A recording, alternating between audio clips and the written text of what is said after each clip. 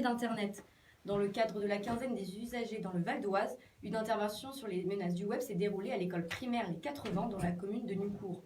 La gendarmerie est intervenue lundi dernier pour prendre conscience aux enfants qu'il faut rester vigilant sur cette plateforme.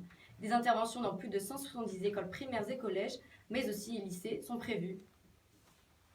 Merci beaucoup Elisa, nous vous retrouverons à 12h10 pour d'autres informations valdoisiennes sur la radio du bien-être. La matinale revient demain matin, 7h, 9h, il est 9h03, place maintenant au bar de l'économie présenté par Florence Sœur jusqu'à 10h30. Très belle émission Florence, et donc à demain matin à partir de 7h sur IDFM Radio Anguin. Si vous voulez vous entendre parler, vous pouvez mettre vos casques, parce que l'intérêt de mettre le casque, c'est que vous voyez si vous parlez en dehors du micro ou pas. Allez, aujourd'hui on va mettre le casque. Alors là, Florence, on va faire plaisir à Philippe. Là, T'as vu, on s'améliore. ouais, on fait de la radio lunettes. Et du web. Et du Facebook et J'aime pas mettre le casque. je sais. Ah, ça m'agace. C'est lourd, ça tient chaud, c'est horrible. Ouais, mais c'est efficace. Et puis en plus, ça me décoiffe. Je vois bien.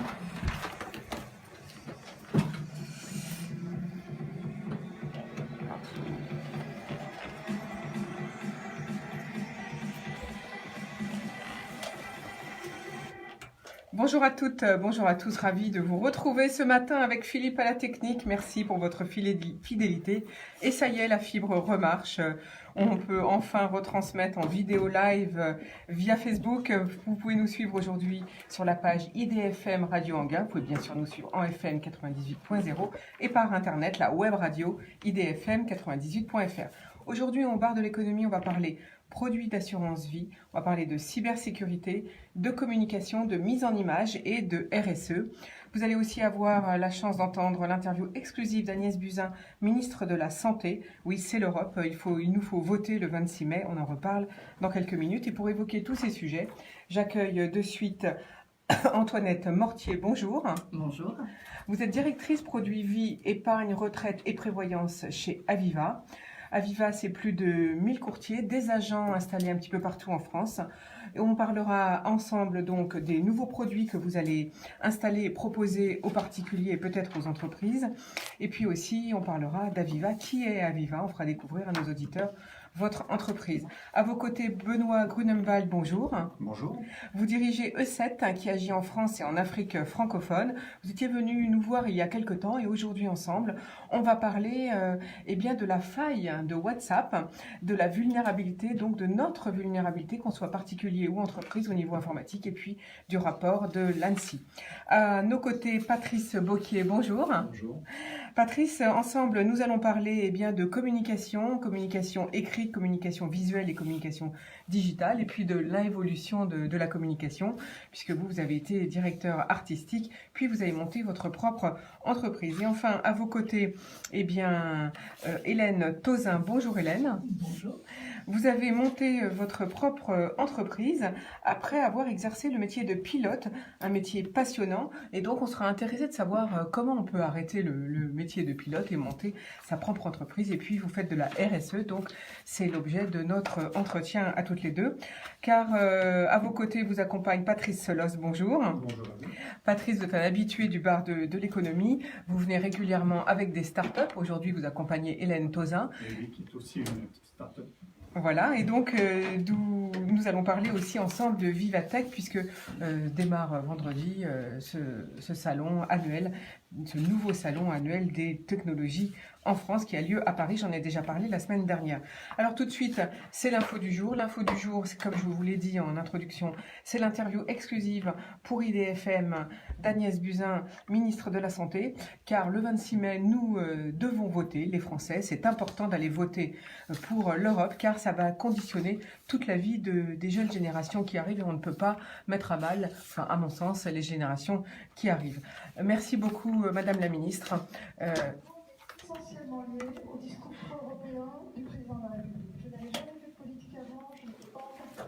Ça dure 10 minutes 41. J'ai voté pour le président de la République par son discours. Hein sur Tant pis, on la laisse parler. Non, mais je pense que Ah oui, c'est bien. c'était ça. Ouais. Il a changé, qu'il fallait plus d'Europe, qu'est-ce qui se passe ? Et aujourd'hui, je suis là devant vous pour en parler. C'est un très grand honneur et c'est une très grande émotion parce que le moment est intense. Alors, Fait mal au cul ce truc-là, il faut pas rien. Ah, c'est raide. Jean-Michel Blanquer. Il y en a peut-être 12 là-bas. Guillaume Ville est parti. Madame Riac. Nous ne sommes pas dans les mêmes commissions, mais voilà, nous nous voyons.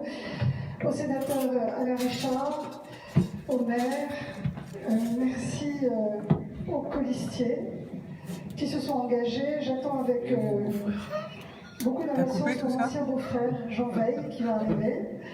Voilà, on a partagé des grands moments européens ensemble.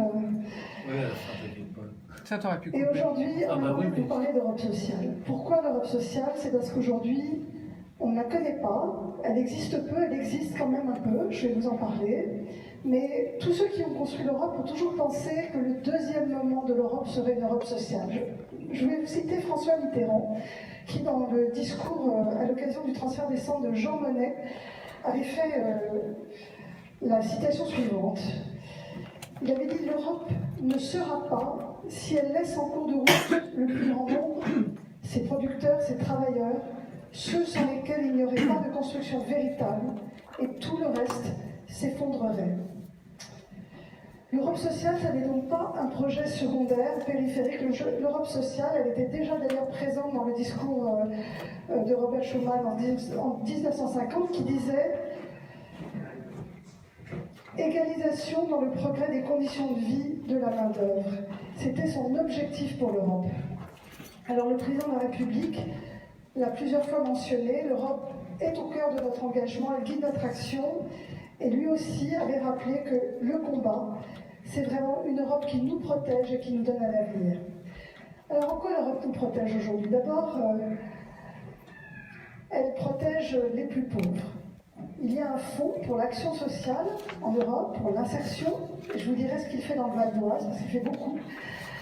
Il y a un fonds d'aide aux plus démunis, un fonds d'aide alimentaire, et il faut savoir aujourd'hui que 30% de l'aide alimentaire qui est distribuée en France, dans les Restos du Cœur, dans la Croix-Rouge, 30% est financée par l'Europe. Ça n'est pas rien, et ceux qui le distribuent tous les jours le savent, le drapeau européen est présent dans toutes les associations de lutte contre la pauvreté. Ensuite, dans le Val d'Oise, qu'est-ce que fait l'Europe dans le Val d'Oise? Je vous parlerai du programme, évidemment, ensuite du programme de la liste Renaissance. Bien, dans le Val d'Oise, l'Europe n'est pas une entité lointaine. Ce sont des projets très concrets. Il y a un projet qui s'appelle « Avenir être entreprise ». C'est un projet qui a été développé en 2006 par le mouvement des entreprises du Val d'Oise pour améliorer l'employabilité des jeunes qui étaient demandeurs d'emploi, issus des quartiers prioritaires de la ville et qui avaient des difficultés d'insertion professionnelle. L'Europe a accompagné pour 400 000 € ce projet et a permis de former plus de 700 jeunes. Et cette initiative a reçu en 2016 le trophée d'or des initiatives du Fonds social européen. Ensuite, le plan Juncker de relance de l'investissement en Europe, et donc la Banque européenne d'investissement, la BEI, a financé pour 76 millions d'euros dans le Val d'Oise la nouvelle station d'épuration à Bonneuil en France, qui couvre les besoins de 500 000 habitants. C'est ça l'Europe. Enfin, l'Europe a financé également une Fab Lab, la boîte, un atelier partagé d'expérimentation, de conception et de fabrication numérique, qui a ouvert en 2017 à Cergy-Pontoise et qui est financé à 40% par l'Union européenne. L'Europe, c'est concret. Il y a un site internet qui permet de voir dans tous les départements ce que l'Europe finance. Et je pense qu'on cite toujours ce qui ne fonctionne pas.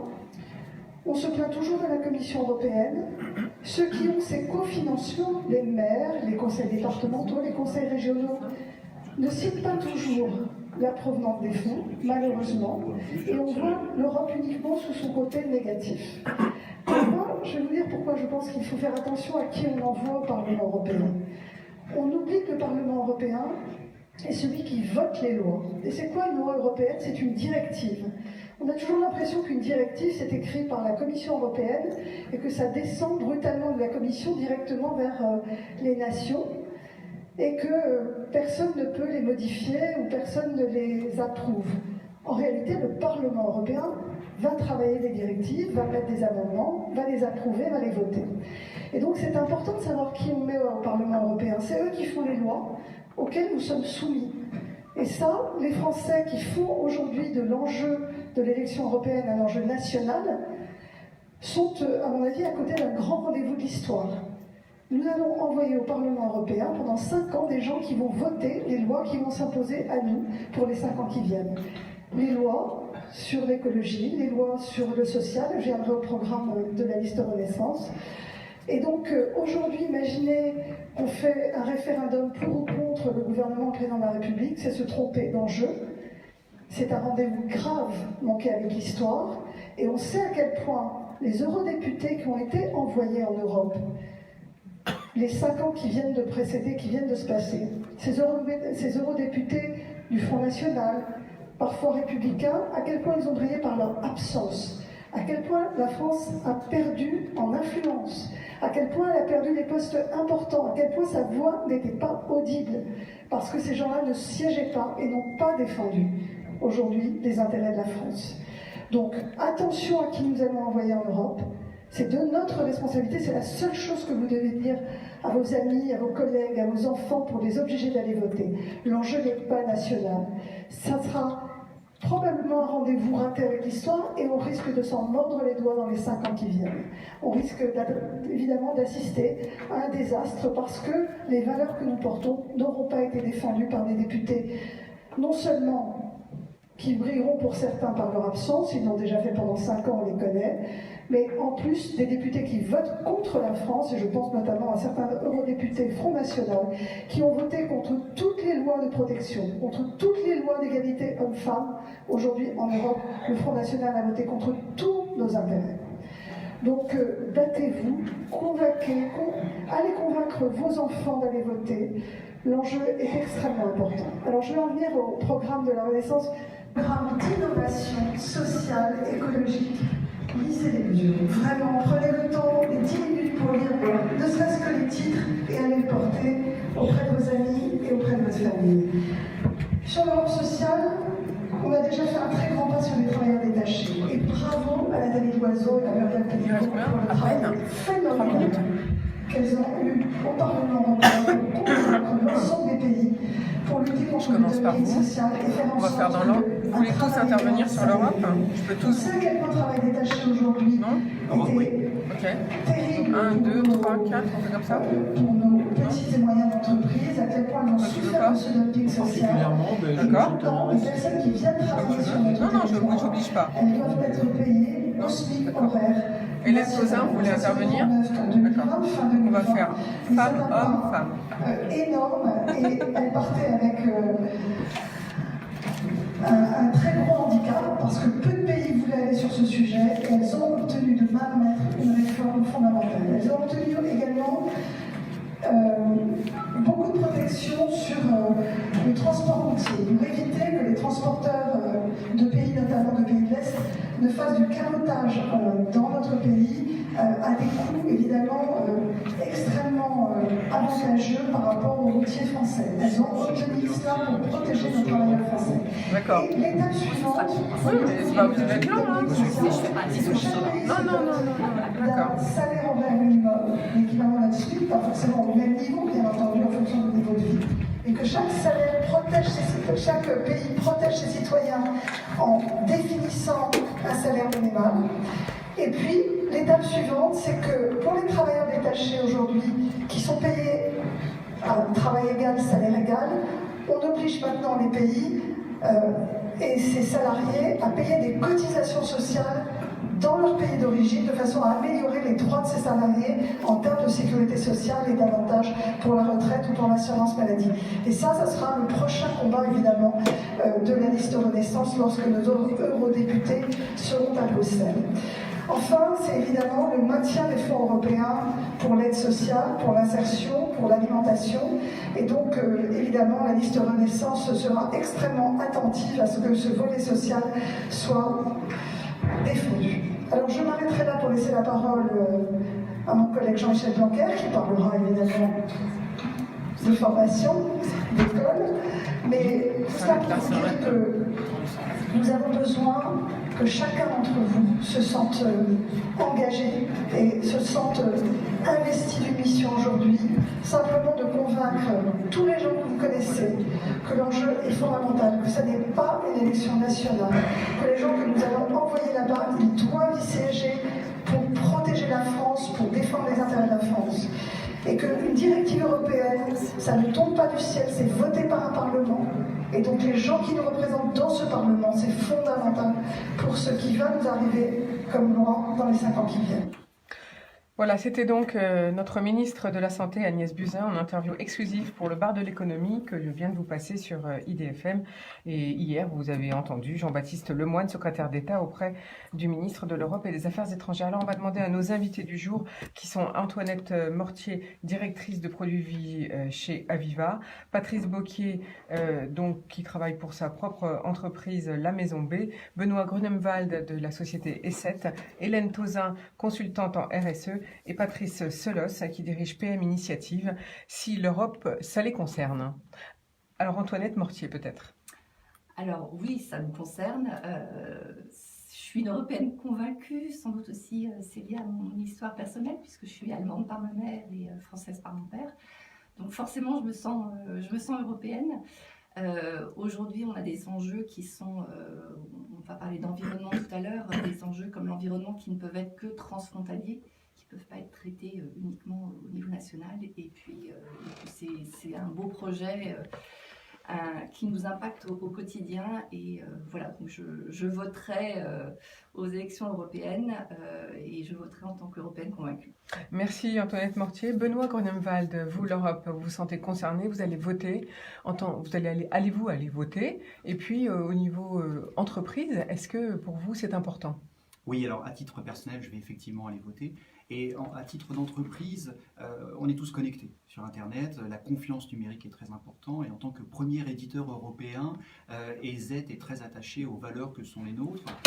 Et notamment, on les partage avec nos entreprises, les entreprises que l'on protège. Et en conséquence, le règlement européen sur la protection des données personnelles nous est cher. Et voilà, c'est très Donc c'est important.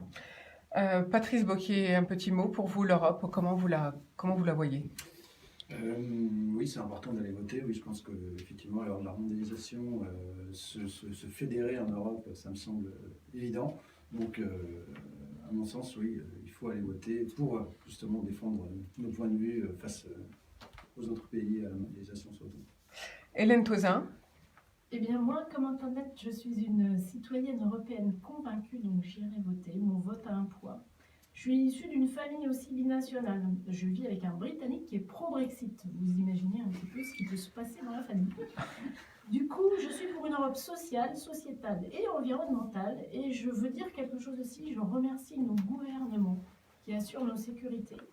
Je viens d'Afrique de la semaine dernière et nous avons la chance de vivre dans un environnement serein et stable.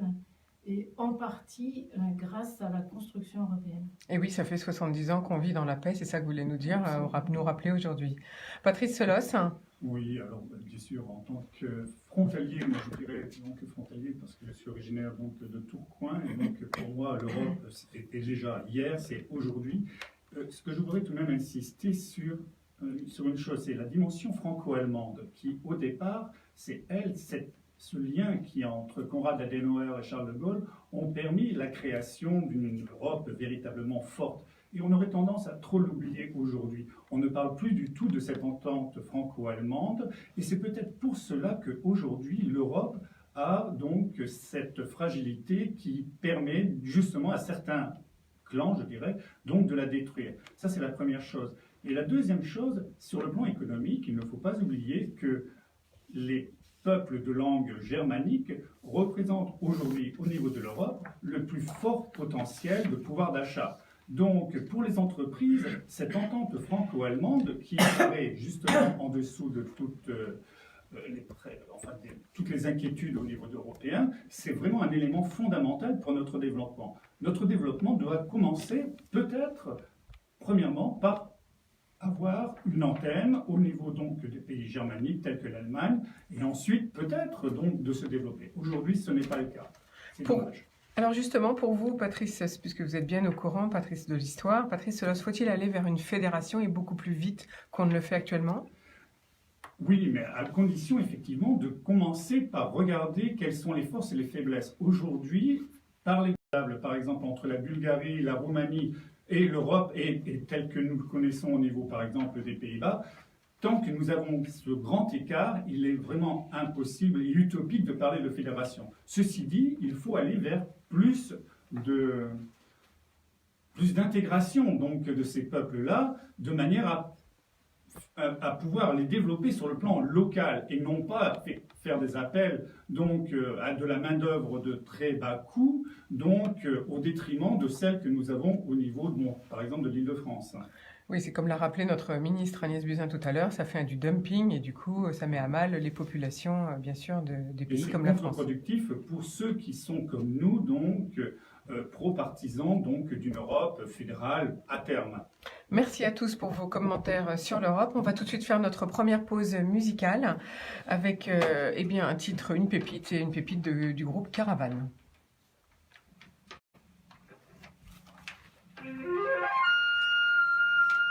Donc là, c'est un extrait musical d'1 minute 30 à peu près, parce qu'il faut vous laisser le temps de la parole, et si je passe trop de musique, après on perd le fil de ce qu'on dit. Et c'est pour faire une respiration pour les auditeurs. C'est bien avec le casque, Patrice. Attends, petit casque. Voilà. Tout le monde est Le casque aussi. Vous faites comme vous voulez.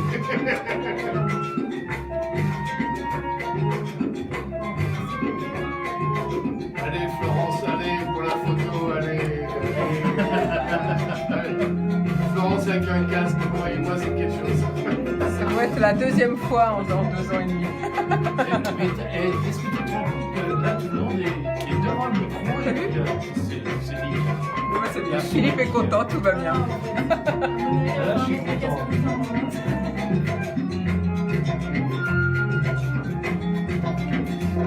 Ça fait déjà 1 minute, Philippe. Donc dans 30 secondes, on reprend. 30 secondes, tu nous fais reprendre. Parce qu'ils ont beaucoup de choses à dire. On va faire cette version quand même.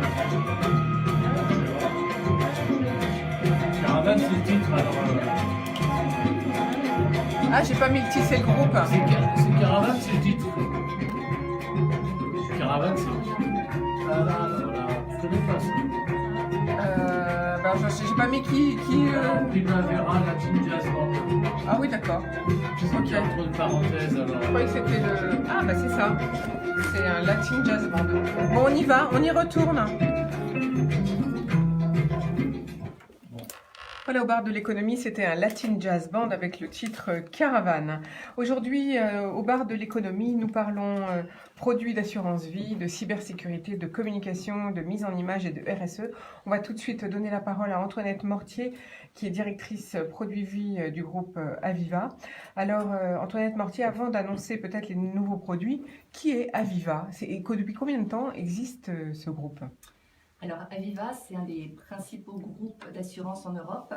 C'est un groupe qui existe depuis 3 siècles, donc qui a traversé un certain nombre de vicissitudes.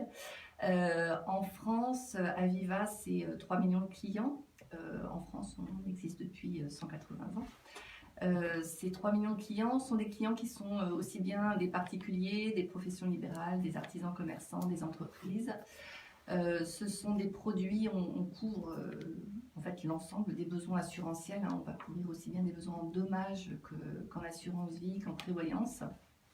Et on distribue à la fois à travers des agents Aviva. On travaille avec à peu près 1000 courtiers. On a un réseau de 1000 agents.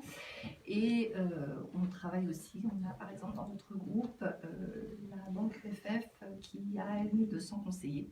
Donc voilà, une grande palette à la fois de produits, de clients et de distributeurs. Alors, donc là, vous annoncez à partir de ce mois-ci, donc des nouveaux produits, vous appelez ça des produits plus responsables. Vous lancez la gamme Aviva Vie Solutions Durables. Alors, qu'est-ce que ça veut dire, des solutions durables dans une compagnie d'assurance finalement ? Alors, en assurance vie, peut-être déjà pour resituer, en fait, pourquoi est-ce qu'on s'intéresse à ce genre de sujet en tant qu'assureur. En tant qu'assureur, déjà, on est les premiers concernés par exemple, les enjeux climatiques. Aujourd'hui, quand il y a un problème climatique, une des premières personnes que vous allez voir, c'est votre assureur pour réparer les dégâts.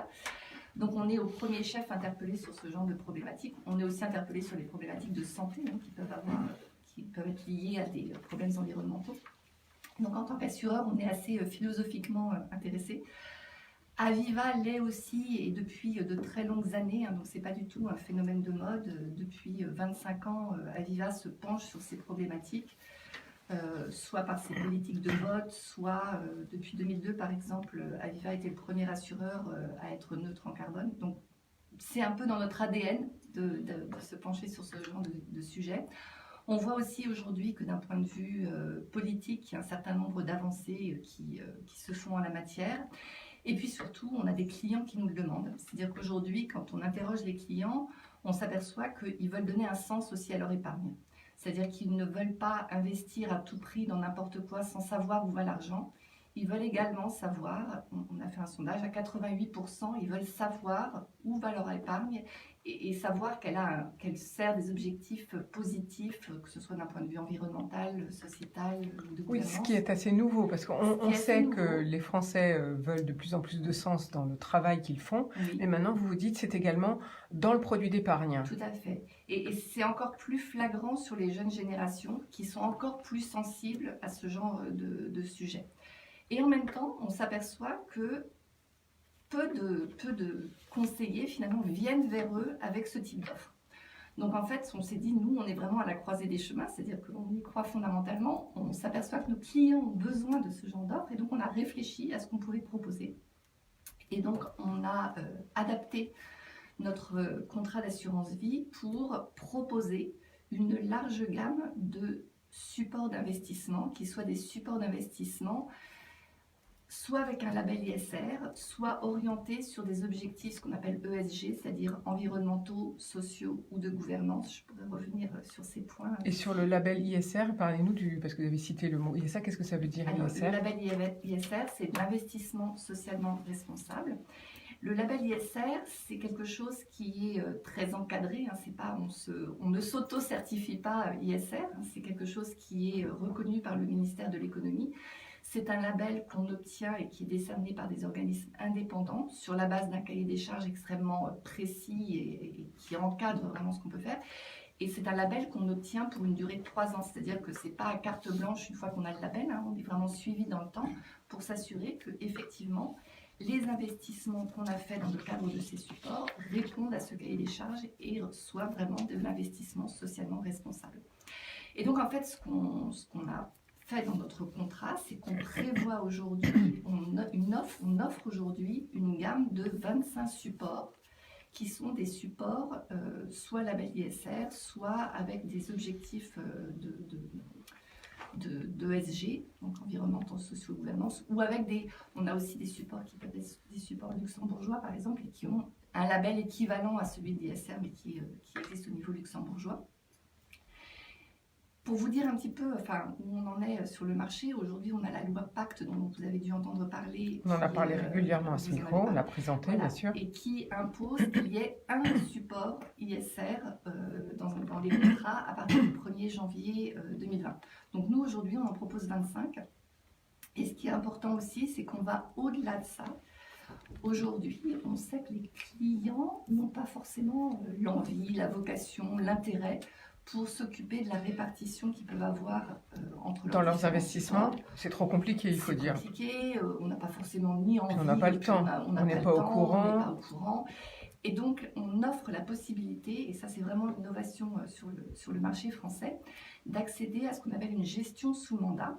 Et cette gestion sous mandat, qui est réalisée par l'asset manager du groupe Aviva, est une gestion sous mandat ISR, c'est-à-dire qu'elle ne reprend que des supports qui rentrent dans cette problématique ISR. Et donc, en fait, ça permet de déléguer quelque part, en fait, de bénéficier du conseil d'un spécialiste qui va faire cette allocation entre entre les différents supports ISR et qui va surtout la faire vivre dans le temps, c'est-à-dire l'adapter en fonction de la conjoncture, en fonction de ce qui peut se passer sur les marchés financiers.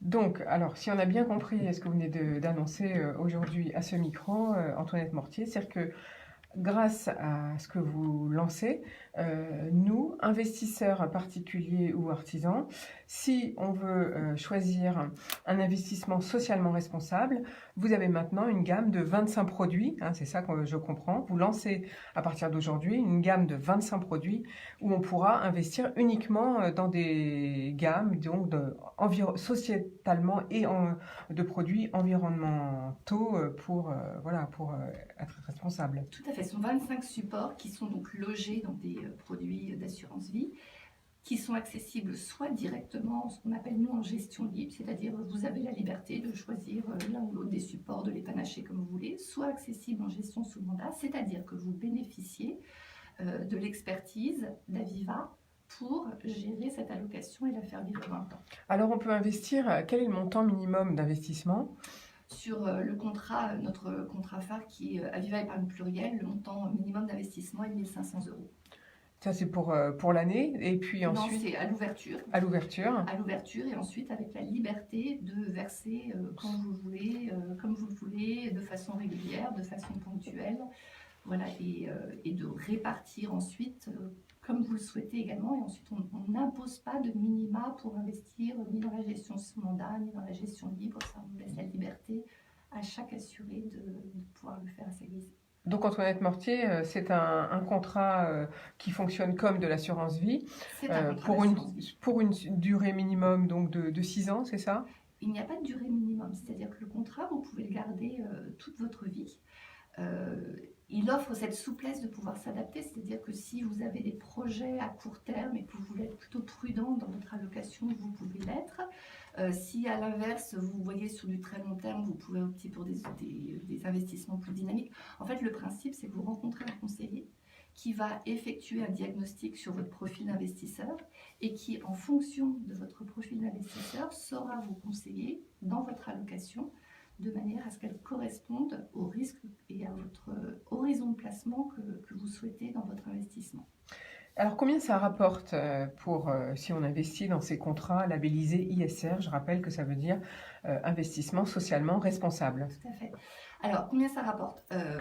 Aujourd'hui, en fait, quand vous investissez sur un contrat d'assurance vie, l'objectif, si vous voulez dégager de la performance, c'est de diversifier au maximum votre allocation. Ensuite, combien ça rapporte quand c'est de l'ISR ? On n'a pas aujourd'hui, c'est une question qui nous est souvent posée. Aujourd'hui, quand on compare un investissement ISR par rapport à un investissement non ISR, si on regarde sur un certain nombre d'indices qui existent, je pense en particulier à l'indice MSCI, qui est un indice mondial des actions, un peu l'équivalent du CAC 40, mais au niveau mondial. Quand on compare l'évolution de cet indice sur les 3 ou 5 dernières années entre l'indice MSCI classique et l'indice MSCI ISR, il n'y a pas d'écart entre les deux. D'accord ? C'est-à-dire qu'il n'y a pas de surperformance de l'un par rapport à l'autre. Ce qui en soi est déjà une excellente nouvelle parce que ça veut dire que sans dégrader la performance de votre investissement, vous savez que vous donnez du sens à votre épargne. Et ensuite, nous, à Aviva, en termes de conviction, on a la conviction qu'à terme, l'ISR est porteur de performance. Pourquoi est-ce qu'on a cette conviction chez Aviva ? C'est parce que, d'une part, on voit bien aujourd'hui, et on commence à la voir dans un certain nombre de scandales qu'il y a, les entreprises qui n'adopteront pas des démarches vertueuses, que ce soit en termes environnementaux, en termes sociaux ou en termes de gouvernance, vont forcément à un moment ou à un autre devoir le payer. C'est-à-dire qu'on voit bien qu'aujourd'hui, on a des scandales qui arrivent en termes de consommation. Ça a un impact direct sur le chiffre d'affaires des entreprises concernées. Ça a un impact direct sur les budgets communication qu'elles sont obligées de mettre. On a un certain nombre de réglementations qui vont arriver et forcément les entreprises qui auront pris de l'avance, là aussi seront bénéficiaires sur le long terme de cette avance qu'elles auront prise et de cette gouvernance aussi améliorée. On peut prendre un exemple qui est par exemple l'égalité homme-femme. Aujourd'hui, on pense aussi que c'est une richesse pour l'entreprise. Donc c'est vrai en tant qu'Aviva, en tant qu'employeur, mais c'est vrai aussi dans ce que Aviva analyse dans les investissements qu'elle peut faire dans les entreprises. l'égalité homme-femme, c'est une source de richesse pour l'entreprise. D'une façon générale, tout ce qui est gestion inclusive des ressources humaines, on pense, nous, que c'est une vraie force pour les entreprises parce que c'est source de diversité, c'est source d'idées nouvelles dans l'entreprise, de solutions nouvelles. Et donc, notre conviction, c'est qu'à terme, sous le long terme, et l'assurance vie, c'est quand même souvent du long terme. Quand vous préparez votre retraite, par exemple, vous avez des engagements extrêmement longs. Et donc, on a cette conviction que sur le long terme, de faire des choix qui soient des choix cohérents à la fois en termes d'environnement, de sociaux et de gouvernance, ce sont forcément des choix qui seront porteurs en termes de performance. Voilà pourquoi vous lancez cette gamme de produits socialement, environnementalement responsables. Exactement. Pour qu'on puisse choisir finalement des investissements responsables en fait. Exactement. Mais alors du coup, vous lancez autre chose, vous lancez Aviva la Fabrique, qu'est-ce que c'est ? Alors, Aviva la Fabrique, ce n'est pas un lancement, hein, c'est une initiative qui existe depuis 4 ans aujourd'hui. C'est dans la même logique hein, que effectivement ce qu'on a pu dire, c'est-à-dire on invite des entreprises, plus exactement des startups, qui ont des projets qui sont cohérents à la fois en termes environnementaux, de sociaux, de bien-être, de santé, d'assurance aussi et de prévention sur la dernière édition, à présenter leurs projets. Et en fait, nous, Aviva, on a une enveloppe d'1 million d'euros qu'on va décerner pour encourager ces entreprises à décoller et à pouvoir vraiment mener à bien leur entreprise. Donc en fait, vous allez fonctionner comme un incubateur finalement, vous allez financer des startups qui sont qui font de la RSE ou qui sont qui font du respect de l'environnement. Et le principe, ça peut être des produits techniques. Ça peut être technique, ça peut être... On a une très très large palette de sociétés ou de startups qui se présentent et de projets très différents. Ce qui est aussi très intéressant à savoir, c'est qu'en fait, c'est collaboratif. C'est-à-dire que moi, vous, nous tous, on peut voter pour ces projets. On peut aller sur le site La Fabrique Aviva et on peut choisir les projets qu'on veut soutenir. Et en fait, ça se passe de la façon suivante. Aujourd'hui, on a à peu près 1000 projets qui candidatent. Vous pouvez aller sur le site La Fabrique Aviva, vous pouvez sélectionner les entreprises ou les projets qui vous intéressent, vous votez pour, et en fait à l'issue de ce vote, un jury va prendre parmi les entreprises ou les projets qui auront été publicités pour décerner 1 million d'euros de prix pour encourager ces entreprises. De subventions donc en fait à ces entreprises. Exactement. Alors si on est intéressé donc par à la fois donc La Fabrique Aviva ou bien par vos produits donc d'investissement socialement responsable, comment fait-on, Antoinette Mortier, pour vous contacter ? Alors, c'est pas difficile, vous pouvez aller sur le site aviva.fr et là, vous pouvez trouver l'adresse du conseiller le plus proche qui saura vous accompagner sur toute cette démarche. Voilà, nouvelle démarche environnementale du groupe Aviva, c'est de proposer des produits pour les particuliers et les artisans d'investissement socialement responsable. Donc, comme vous l'avez très justement éclairé il y a quelques minutes. Merci beaucoup, Antoinette Mortier, pour cette présentation. On ne savait pas qu'il y avait un genre d'incubateur au groupe Aviva. Donc maintenant, on va le faire savoir. D'ailleurs, il y a La Fabrique Aviva, hein, qui est effectivement quelque chose pour lequel on a une dotation qui permet de soutenir les entreprises. On a également, et depuis 2014 maintenant, on soutient Aviva Impact Investing qui en fait là cette fois-ci véritablement on finance des entreprises et on les accompagne dans leur développement.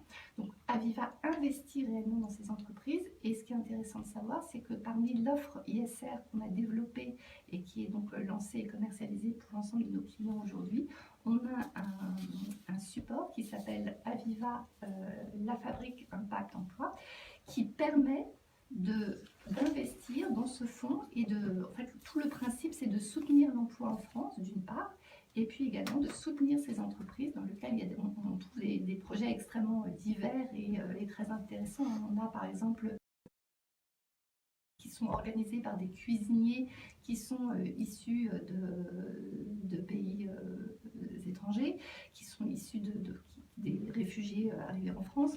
Donc voilà, on soutient une très large palette de types de projets de cette façon-là, et ça permet aussi de vous assurer d'investir dans ce genre de choses et véritablement de donner du sens à leur épargne. Et sans qu'on s'en occupe, parce qu'on n'a pas le temps en fait de s'en occuper, ça c'est quand même formidable. C'est clair. Merci beaucoup. Je vous propose, Antoinette Mortier, une petite pause musicale et on revient avec vous tous dans une petite minute. Combien d'entreprises sélectionnez-vous donc par an? L'année dernière, par exemple, en 2018, vous en avez pris combien? Sur la fabrique Aviva, sur la fabrique Aviva, on en a une rassemblement là à l'issue du vote, et sur les 100, on en garde une soixantaine, une cinquantaine. Ça, c'est... Vous en gardez la moitié quand même, c'est énorme. Je pense.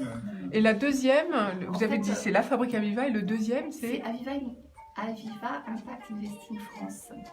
Donc là, c'est une autre logique, parce que là, par contre, on investit directement. Ouais, dans le premier cas, la fabrique sont des dotations. Ouais. On ne rentre pas dans le capital de... C'est une subvention que vous accordez. Ouais. C'est une subvention qu'on accorde. Et ce qui est important, c'est nous en tant que spécialistes. Il y a un jury de spécialistes, mais il y a aussi le vote de... C'est pas un prêt, on est d'accord que c'est pas un prêt. Vous ne demandez pas à ce qu'on vous rembourse. Non, c'est vraiment une dotation. D'accord. Et l'autre, dans l'autre cas, là, c'est vous investissez directement. Exactement. Ok, bon, j'ai bien compris. On va passer la parole après à Benoît, hein, si vous voulez bien. Il y a une bonne annonce à faire cet après-midi. J'ai une bonne annonce. À faire.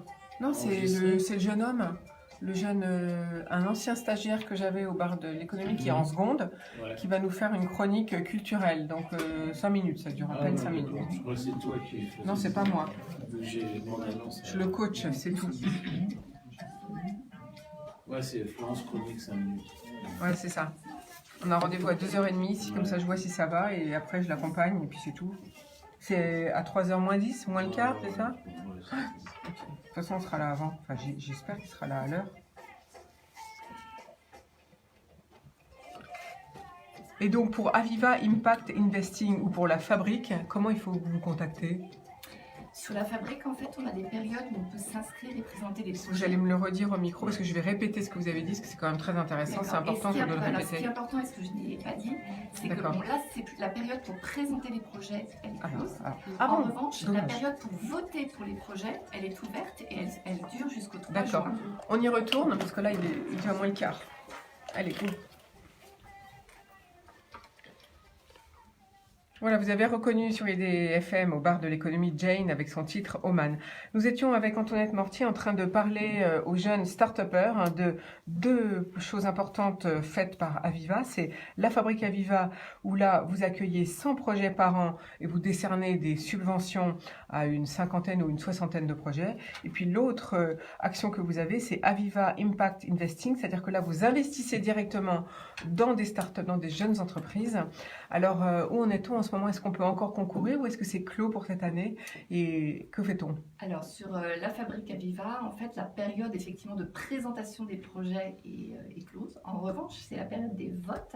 Donc, n'hésitez pas à aller voir vraiment toute la richesse de projets qui est possible. Vous serez impressionnés et vous pouvez voter pour choisir les projets qui vous tiennent à cœur jusqu'au 3 juin. Bah, on va aller voir.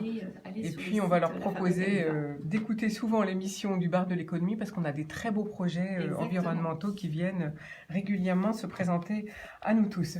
Alors, aujourd'hui, à nos côtés, eh bien, Benoît Grunemwald, vous dirigez E7. E7, c'est une société d'informatique. Vous agissez surtout en cybersécurité, Benoît. Alors, aujourd'hui, grosse alerte, c'est sur WhatsApp.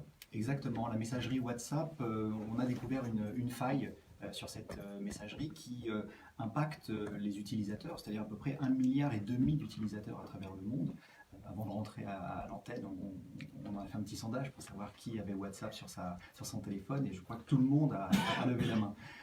Et donc, c'est important parce que cette messagerie se veut sécuritaire, chiffrée, mais chiffrée ne veut pas dire en sécurité totale. La vulnérabilité qui a été trouvée est une vulnérabilité qui peut être envoyée sur n'importe quel WhatsApp, donc autour de cette table, simplement grâce à un appel. Et une fois que l'on a reçu cet appel, le pirate informatique va pouvoir implanter un logiciel espion, et ce logiciel espion va permettre de lui donner l'accès à la fois aux informations qui sont sur votre téléphone, mais plus encore d'activer soit le micro, soit la caméra, donc complètement à votre insu.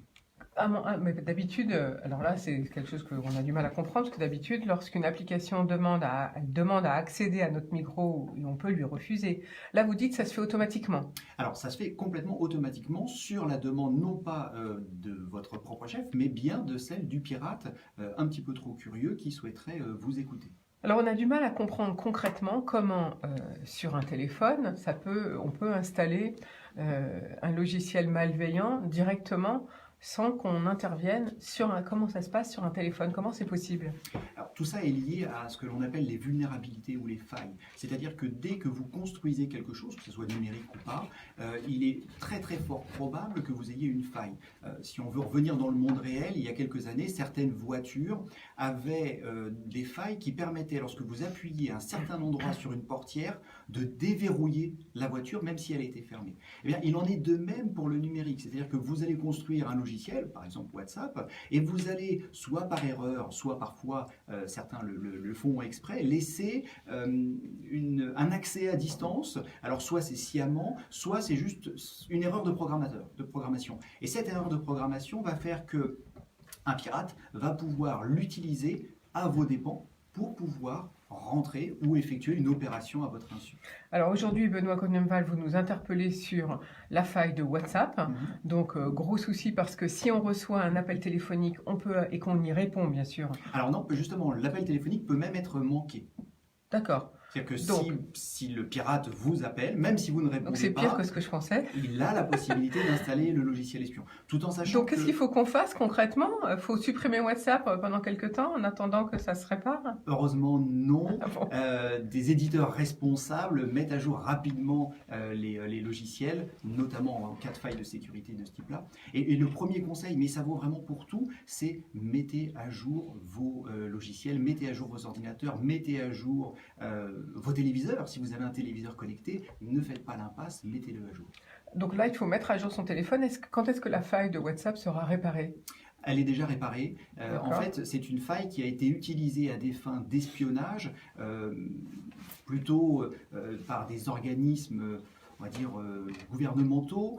Donc elle ne cible pas tout le monde. Potentiellement, tout le monde est impacté. Mais elle a été a priori utilisée plutôt à des fins d'espionnage. Et cette faille a ensuite été divulguée. Et c'est au moment de sa divulgation qu'elle pourrait être réutilisée par d'autres pirates qui n'auraient pas pour but d'aller espionner telle ou telle personne, mais bien de pouvoir réaliser des opérations aussi diverses, variées, que ça peut être de la curiosité.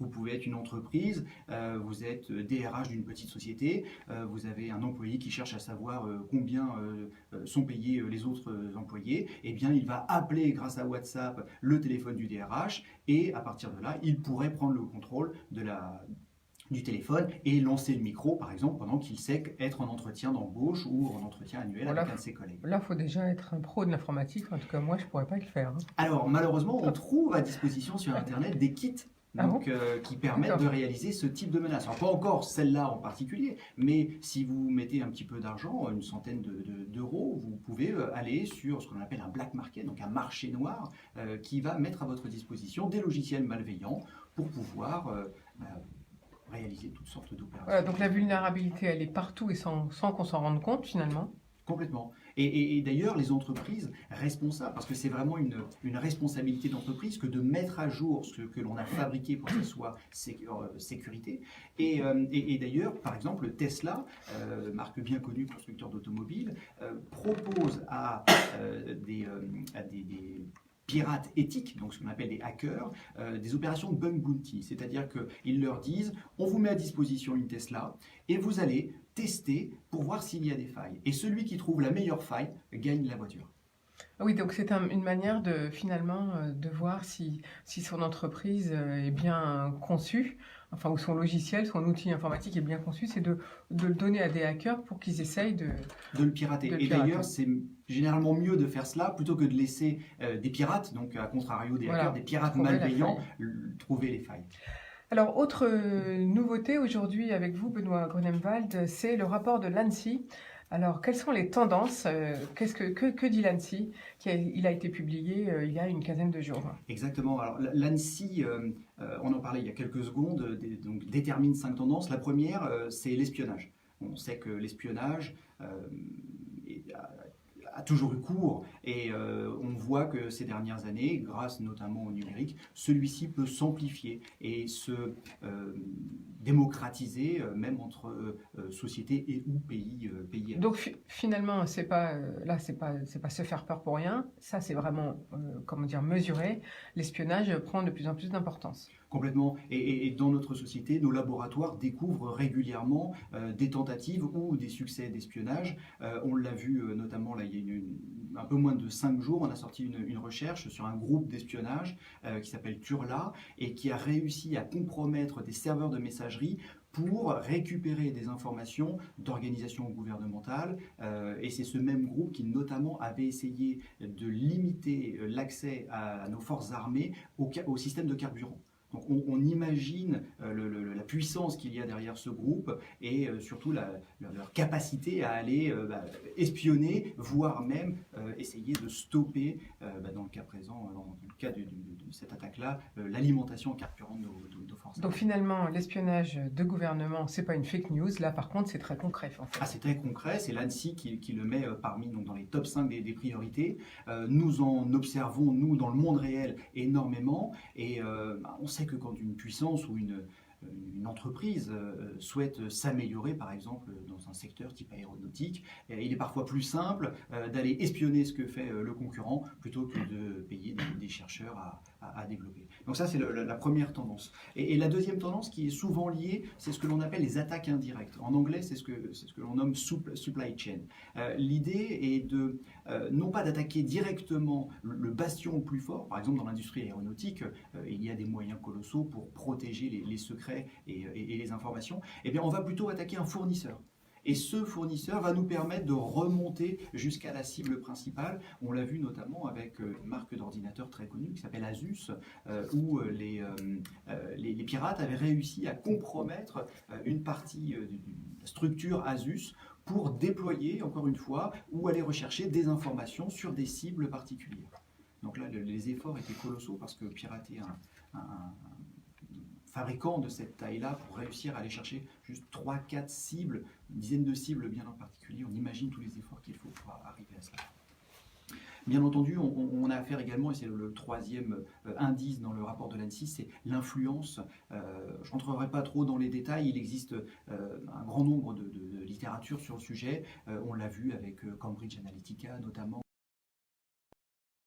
Ils ne sont pas neutres. Et lorsque vous consultez des articles sur Facebook ou autres, eh bien l'intelligence artificielle qui est derrière va plutôt vous proposer des sujets qui vont être à même de vous parler. Voilà, en rapport avec ce qu'on a l'habitude de regarder sur l'Internet. Exactement. Et donc on s'enferme dans une sorte de microcosme de pensée.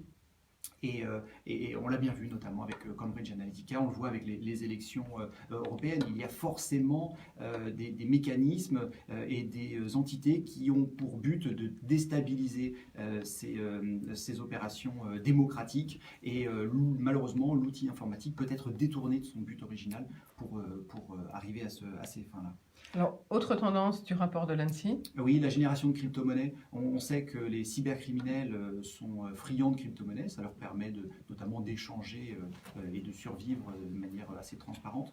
Et on sait que pour pouvoir générer ces crypto-monnaies, eh bien, il faut de la puissance et que notamment ces puissances-là sont aujourd'hui assez limitées, sauf si vous êtes un pirate et que vous arrivez à notamment infecter un très grand nombre de machines et que ces machines vont travailler pour vous et vont générer de la crypto-monnaie. Alors on peut se dire qu'au final, c'est peut-être pas très dangereux, c'est moins gênant qu'un ransomware par exemple qui vous empêcherait d'accéder à votre ordinateur, vos photos de famille ou votre comptabilité, mais pour autant vous mettez à disposition des ressources pour des cybercriminels, ce qui n'est pas une bonne idée en soi. Et juste pour repartir sur la crypto-monnaie, c'est que la crypto-monnaie et son pendant technique qui est la blockchain n'est pas mauvais à proprement parler, c'est juste que certaines applications peuvent être celles des cybercriminels, mais pour autant, il y a d'excellentes choses dans la blockchain et dans les crypto-monnaies. Et puis la dernière tendance, c'est la fraude en ligne. Alors sous la fraude en ligne, il y a un grand nombre d'activités, notamment les ransomware, le fait de se faire pirater ses données bancaires, de se faire...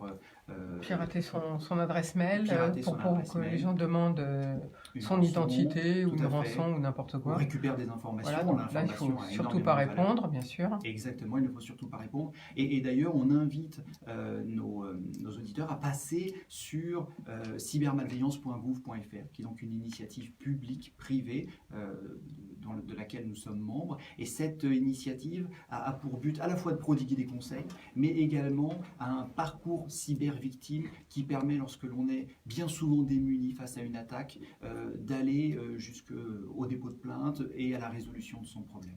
Merci beaucoup Benoît Groenewald pour nous avoir fait la chronique aujourd'hui de la cybersécurité au bar de l'économie. Donc je rappelle la faille WhatsApp. Donc mettez à jour, c'est bien le conseil que vous nous avez donné, mettez à jour ces applications sur ton téléphone parce que là c'est une faille sur le téléphone qui va jusqu'à capter nos données sans qu'on s'en rende compte. C'est ça que vous nous avez dit. Exactement. Et puis vous nous avez parlé des 5 tendances du rapport de l'ANSSI qui vient d'être publié. Donc l'espionnage, la fraude digitale, les données, la captation de données bien sûr, la crypto-monnaie et puis la fraude en ligne. Donc là, ne pas répondre à tout ce qui est mail ou même appel téléphonique qu'on ne connaît pas. Surtout, ne jamais donner des informations à des gens qu'on ne connaît pas. C'est la simple règle de sécurité. Comme dans la vie réelle. Comme dans la vie réelle, exactement. Merci beaucoup Benoît Groenewald. Et on change de sujet tout de suite. Et on va passer la parole à Patrice Bocquier. Patrice, vous avez une formation d'art appliqué finalement. Vous avez un don de dessin aussi, j'imagine. Et vous avez fait beaucoup de direction artistique dans des grandes entreprises de marketing. Vous avez travaillé pour Saatchi et Saatchi, entre autres, DDB, enfin on ne va pas tous les citer. Et puis un jour, vous décidez de fonder votre propre entreprise. En 2012, vous passez le cap. Oui, j'ai démarré effectivement en agence de communication plusieurs dizaines d'années, on va dire maintenant. Des grandes agences qui m'ont permis d'apprendre ce métier. Et puis au bout de quelques temps, effectivement, je me suis mis à mon compte en tant que freelance pendant plusieurs années. Puis logiquement, j'ai glissé petit à petit vers une structure plus cadré, quoi, finalement. Effectivement, pour arriver jusqu'à la maison B. Mais tout ça, toujours en binôme, hein, parce que dans ce métier, on travaille toujours en binôme, c'est-à-dire un créatif qui s'occupe de l'image, moi-même, directeur artistique, et une ou un rédacteur qui vient compléter l'image avec des mots, puisque dans un concept créatif, c'est à la fois de l'image et des mots. Oui, ça va ensemble. C'est-à-dire qu'il faut vous donner une idée et ensuite l'imagination pour vous fait son chemin, c'est ça? Exactement, mais la bonne idée passe à la fois par un visuel convaincant, mais également par des mots bien choisis, une bonne accroche, que ce soit, quel que soit le support, hein, qu'il soit digital ou print, il faut toujours avoir ce duo bien rodé qui sache mettre en valeur un peu une problématique client et surtout toujours l'attaquer sous un angle créatif qui soit pertinent et qui donne envie d'être regardé. Alors vous travaillez pour des grands groupes ou des petites ou des PME. Vous avez travaillé notamment dans le domaine de la beauté et du luxe pour Givenchy ou Chaumet par exemple. Oui. Vous avez aussi travaillé pour des sociétés de sécurisation de lieux vacants type HLM, donc c'est très technique aussi, vous faites un peu de tout. Oui. Quelle est l'évolution de votre métier? Alors l'évolution évidemment passe par le digital. Hein. Aujourd'hui, l'Internet a pris une part considérable dans la communication également. Tous les flux également du réseau Internet ont considérablement augmenté, donc il faut pouvoir... on peut proposer aujourd'hui des contenus animés sur les réseaux sociaux ou les supports digitaux type site Internet, chose qu'avant c'était plus difficile, hein, les débits étaient assez faibles. Aujourd'hui ils sont tellement puissants qu'on peut vraiment aller jusqu'à la vidéo et ça va être encore plus flagrant d'ici quelques années. Il faut que la 5G sera arrivée sur le marché, ça c'est pour bientôt. Donc effectivement, de l'image de plus en plus animée, la communication passe par ce type d'évolution. Une brochure imprimée devient un digital publishing, c'est-à-dire une brochure enrichie en ligne qui s'accompagne de vidéos, de motion design, c'est-à-dire de l'animation vectorielle, mais également de contenu interactif. On ne se contente plus forcément d'imprimer un petit 4 pages, ou tout au moins cette brochure est bien souvent accompagnée de son pendant en ligne, qu'on retrouve soit par appli, soit en contenu téléchargeable sur le site internet du client. Et puis évidemment les réseaux sociaux, donc il faut pouvoir proposer des visuels qui soient pertinents et puis qui soient surtout présentables sur les différents réseaux sociaux. Mais à mon sens, ce qui est important, c'est de ne pas perdre l'idée d'avoir toujours de mettre l'accent sur la créativité, la création.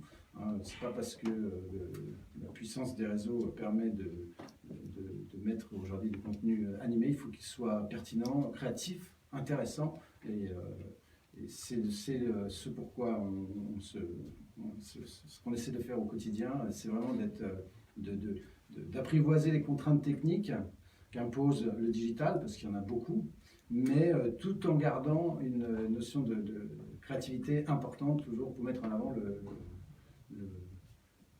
le message le plus important pour le plus pertinent, voilà. Parce que vous travaillez aussi beaucoup dans le secteur de la banque et de l'assurance, justement. Oui, bien sûr. Et là, les messages, quelle est la tendance? Enfin, vous dites qu'il faut toujours garder donc le côté créatif. Mais est-ce qu'on fait autant d'images qu'avant, même en utilisant le digital, parce qu'on parle aussi de figital, alors je ne sais pas. Non, bien sûr, on en fait moins aujourd'hui, malheureusement, puis surtout avec ce que je parlais tout à l'heure de l'Europe et de la mondialisation. Les banques d'images ont un petit peu uniformisé les messages créatifs. Toutes les publicités finalement se ressemblent un peu toutes. Hein. On puise un petit peu tous les clients puisent dans les banques d'images qu'on retrouve. On se retrouve tous avec les mêmes images. Donc nous, on essaie toujours de dépasser, surtout pour les services bancaires, etc. On voit que leurs communications sont souvent basées sur des visuels de banque d'images qui parfois sont connotés un petit peu américains. Donc l'idée, c'est justement d'aller chercher des concepts créatifs qui soient un petit peu différents, d'essayer d'emmener les clients vers quelque chose de plus pertinent, de plus innovateur. Donc pour la maison B, ça veut dire faire ses propres photos si besoin, pour éviter d'utiliser des images complètement normées, j'allais dire. Exactement. On essaie surtout d'en faire au maximum, de proposer, puisque moi en plus j'ai une formation de photographe, donc je connais bien ce secteur, les contraintes que ça impose. Quand le budget permet, effectivement, on essaye au maximum de proposer des prises de vue, quand c'est possible, évidemment, ça devient pas toujours évident aujourd'hui. Mais en tout cas, quand bien même, c'est toujours mettre l'accent sur un message créatif qui soit un petit peu différent de ce qui se fait habituellement. On essaie dès le départ de se placer sous l'angle créatif. Alors vous faites de la création digitale à la Maison B, de l'identité graphique, de l'édition, des supports de communication divers comme des affiches, etc., du réseau Internet. Est-ce que les messages des clients ont changé? On parlait tout à l'heure avec Antoinette Mortier du groupe Aviva, donc de cette volonté d'investir maintenant dans tout ce qui est RSE, environnement, et d'être plus responsable même au niveau de ses investissements. On a le choix maintenant avec Aviva. Est-ce que le langage change, par contre, là, côté client? Oui, aussi, effectivement. Oui, les messages sont-ils différents? Les messages évoluent, les problématiques évoluent aussi, mais le message, finalement, reste les mêmes.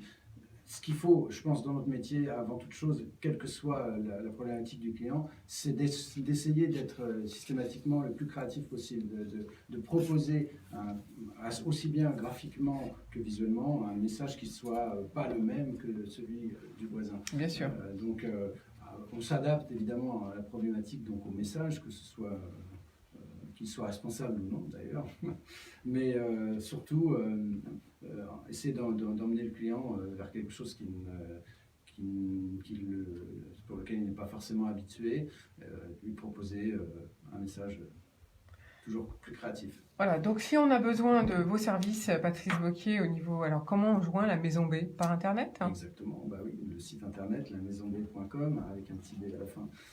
Oui, bien sûr, c'est le meilleur moyen de nous contacter. Il y a toutes les coordonnées et un champ de saisie pour envoyer un mail éventuellement. Donc oui, le support aujourd'hui qu'il faut avoir, c'est le site internet, les réseaux sociaux, évidemment, on est présent sur Facebook, LinkedIn également. Mais voilà, on trouve toutes les infos sur le site. D'accord. Donc, quand même, vous citez LinkedIn et Facebook, donc 2 outils utilisés professionnellement pour vous contacter. Ça marche. Facebook, oui, effectivement. Instagram est plus axé photo, mais ce sont des moyens de communication aujourd'hui indispensables qu'on ne peut pas ignorer, et donc il faut être présent sur ces réseaux sociaux. Et puis évidemment sur Internet. Oui, avoir un site Internet, c'est indispensable. Mais oui, c'est être présent sur les réseaux sociaux, ce qu'il faut faire au quotidien. Merci beaucoup. On va faire tout de suite une petite pause musicale, en tout cas jingle, et on revient dans quelques secondes avec notre start-up du jour.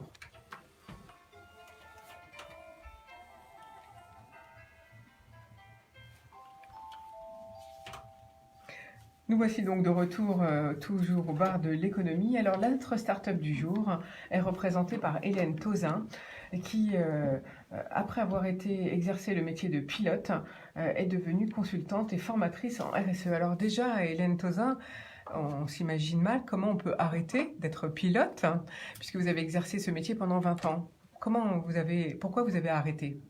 Alors, je commencerai par la palissade. On dit que l'atterrissage est une chute programmée. Du coup, j'ai programmé ma chute. Cependant, il y a des chutes qui ne se programment pas trop et j'ai eu des petits soucis de santé. Et du coup, j'ai perdu ma licence. Donc ça arrive comme ça en aviation. On peut perdre sa licence soit par souci de santé, ou bien aussi on peut perdre sa licence parce qu'on n'était pas au niveau. Donc c'est une autre possibilité. Et justement, en préparant l'émission, vous nous disiez que chaque pilote a un contrôle 4 fois par an. Ça, on ne le sait pas. Oui, quand on est pilote, on est contrôlé 4 fois par an. Oui, même 5 fois une partie de ma carrière, parce qu'ils avaient décidé de nous faire passer la visite médicale 2 fois par an, après 40 ans. Donc tous les 6 mois, on passait la visite médicale. Ça faisait 5 fois. Effectivement, c'est un métier où on est vraiment... on est surveillé, c'est normal, on remarque. Absolument. On a beaucoup de responsabilités. Ça peut rassurer tous nos auditeurs. Nous sommes très surveillés. Et je dirais même qu'en 2017, il faut le souligner, c'est la première fois en aéronautique où il y a eu 0 décès, je répète bien, 0 décès dans le transport aérien pour des avions qui étaient supérieurs à 20 passagers. Donc c'était une formidable avancée technologique. Donc malheureusement, vous avez un souci de santé, on vous retire votre licence et du coup, vous fondez, évidemment, vous réorientez, j'allais dire, et vous avez choisi le métier d'être consultante et formatrice maintenant en RSE. Alors, que faites-vous exactement? Que proposez-vous? Alors, j'implémente tout simplement des stratégies RSE pour les PME, PMI et les startups. Et j'allais dire que c'est un métier qui est absolument passionnant. Alors ça, c'est la première partie de mon activité. La deuxième partie, je fais également des formations tout au long de la vie, comme on dit, de la formation professionnelle. Et là, je vais former les gens un petit peu, j'essaie d'implémenter ma disponibilité internationale, mais sur le plan national, je vais former les gens sur la norme ISO 26000. Et vous allez me dire, oh là là, une norme. Encore une norme, oui. Et en fait, pas du tout. Pourquoi? Parce que c'est mon cheminement et mon parcours. Moi, je viens de plus de 20 ans d'aéronautique. Donc, qu'est-ce qu'on m'a donné pendant 20 ans? On m'a donné du manuel d'exploitation. Le manuel d'exploitation, c'est comment fonctionne un avion. Donc, vous avez 5 bouquins qui font 400 pages, et puis on va vous poser des questions sur ces 5 bouquins de 400 pages. Et là, on va vous dire, on ne vous demande pas de les apprendre par cœur, il faut simplement savoir où on va trouver des informations. Et un jour, je suis tombée sur cette norme ISO 26000 et qui fait que 100 pages. Donc là, c'était un petit peu à ma portée. Et j'ai lu cette norme comme un roman. Elle est fabuleuse, cette norme. Je le dis bien fabuleuse parce que j'aimerais vraiment que tout le monde la lise. Alors, si vous ne voulez pas la lire, vous m'appelez. Et moi, je vous dis un petit peu comment la décortiquer. Comment elle se décortique? Elle se décortique en 7 principes et 7 questions centrales. Je ne vais pas tous vous les donner, je vais vous donner les principaux. Le premier des principes, et écoutez bien ça, parce que c'est ce qui va nous conduire pendant les 3 siècles qui suivent, c'est la redevabilité à la planète. Nous sommes tous redevables à la planète. Premier des principes de la norme ISO 26000. Antoinette parlait de responsabilité, d'investissement responsable. Le premier de cette responsabilité, c'est la redevabilité. Ensuite, il y a quand même la transparence dont je parlerai. Et puis, il y a aussi les droits de l'homme. Ces droits de l'homme, on les a perdus de vue chez nous. Pourquoi? Parce qu'on est peut-être un tantinet en avance de phase. Dans certains pays, ces droits de l'homme, ils sont primordiaux. Donc, je vais passer vite fait. Et puis, il y a quelque chose aussi qui est important quand vous allez travailler à l'étranger, c'est les normes internationales de comportement. C'est-à-dire qu'on ne se comprend pas. Il y a des pays où moi je vais vous dire quelque chose et en face ils ne vont pas se comprendre. Donc là je vous disais que je venais d'Afrique. Effectivement, eux ils vont se cantonner ou plutôt mettre en avant leur communauté locale. Nous on va mettre en avant, pour l'instant on met en avant l'environnement chez nous un petit peu.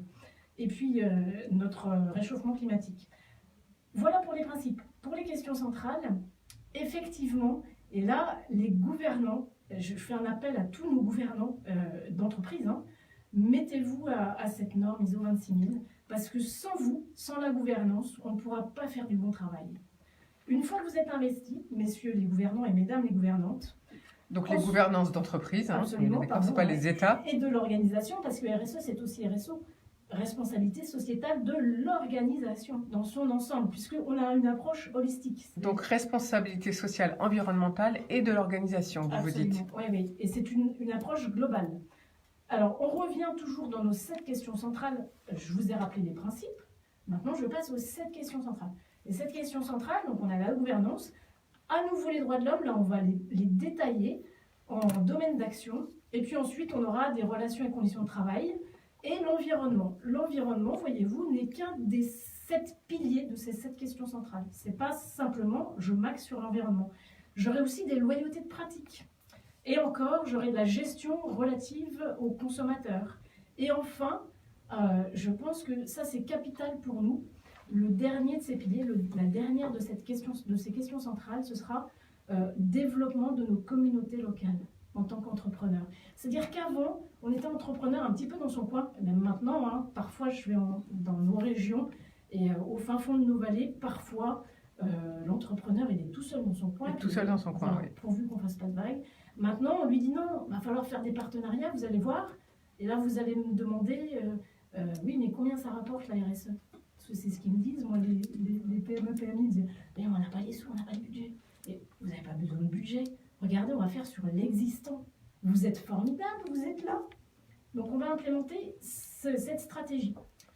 Et donc vous, ce que vous nous dites aujourd'hui, c'est que cette norme ISO 26000, elle est tant au niveau de l'environnement que de l'organisation, et elle met en avant 7 points importants, dont vous en avez cité quelques-uns, les droits de l'homme, la loyauté, les consommateurs, le développement des communautés locales. En fait, c'est ça, finalement, de mettre en place une politique de RSE.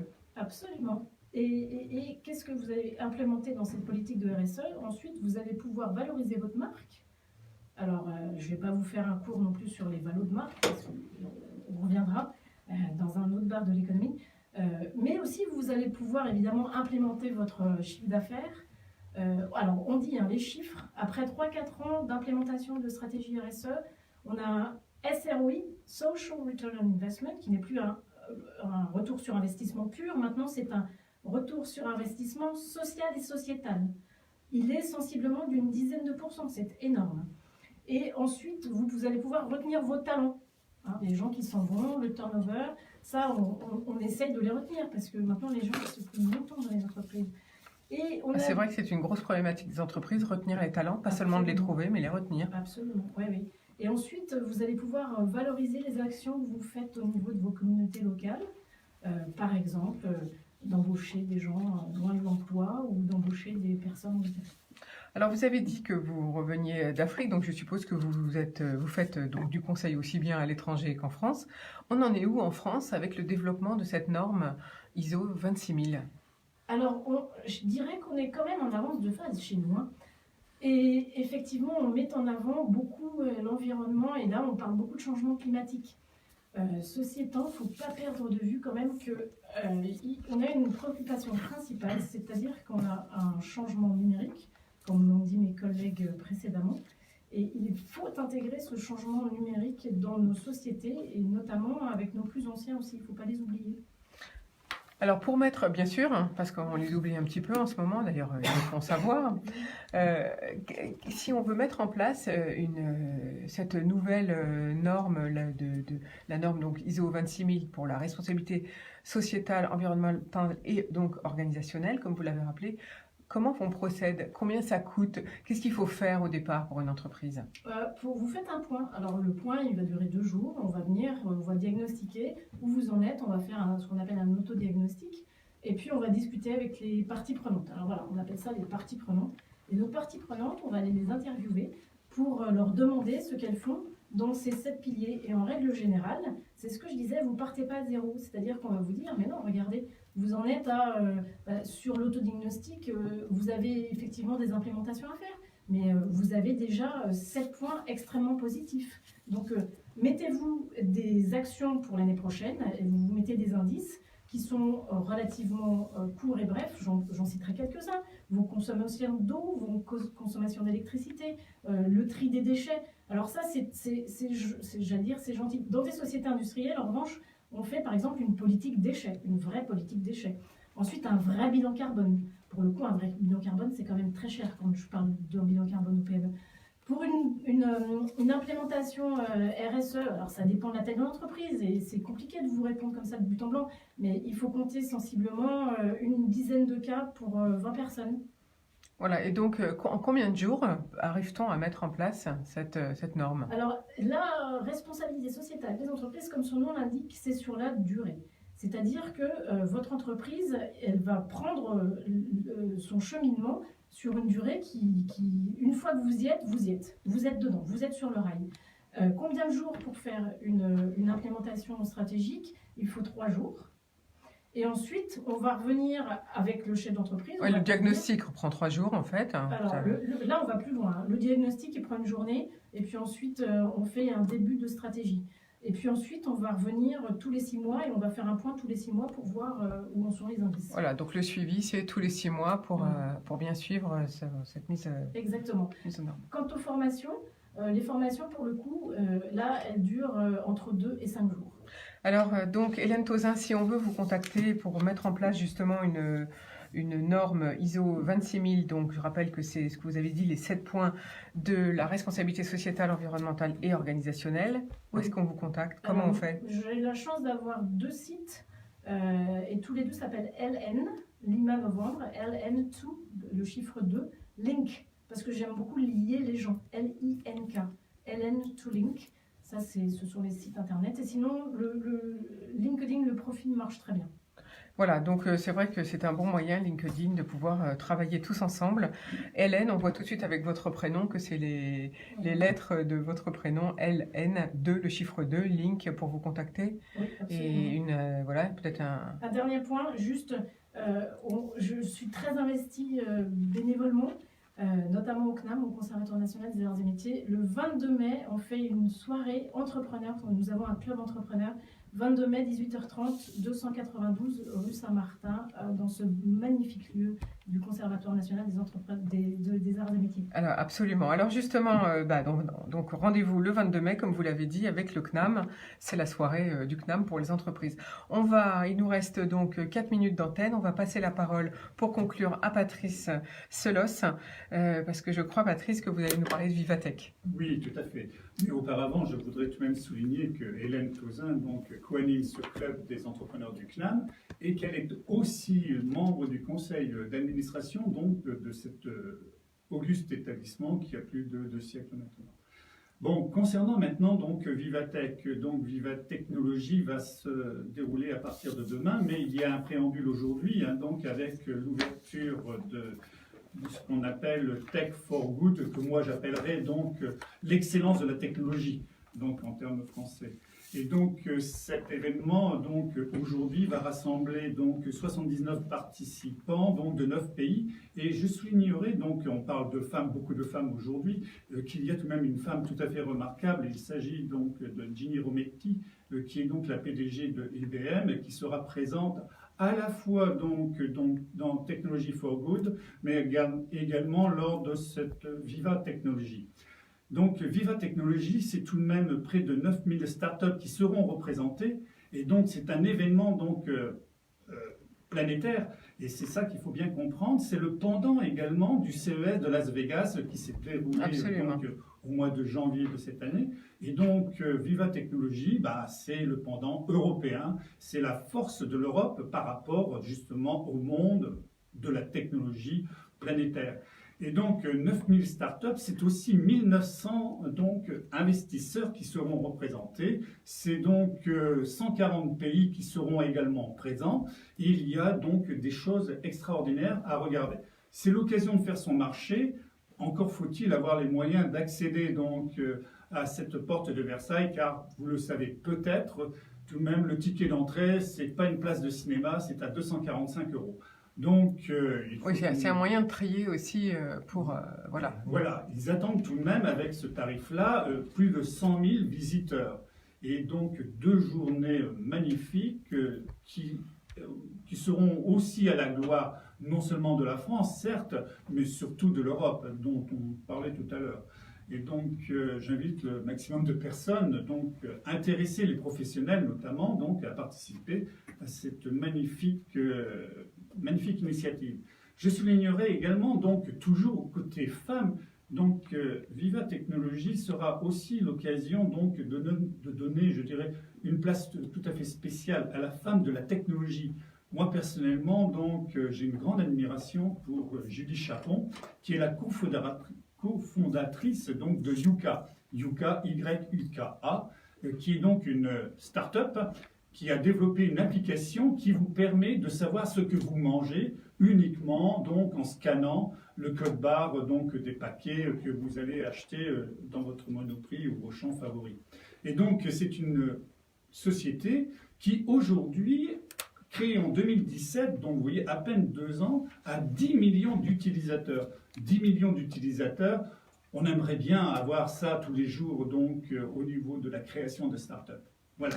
Ça c'est vrai. Merci beaucoup pour ce petit tour d'horizon sur Vivatech, Patrice Solos, qui commence dès aujourd'hui jusqu'à samedi.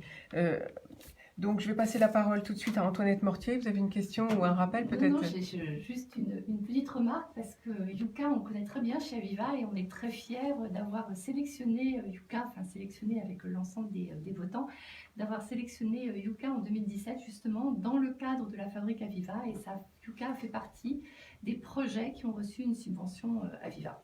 Merci beaucoup. Peut-être d'ailleurs Aviva sera présent, vu qu'en tant que financeur de start-up, vous allez peut-être, l'équipe qui s'occupe de ça va sans doute soit avoir un stand, soit aller visiter pour découvrir les pépites de demain. Voilà, le bar de l'économie, eh bien c'est fini. Merci à tous pour votre présence en studio et on se retrouve dès demain matin, tout simplement. Bonne journée à tous, à demain. Merci.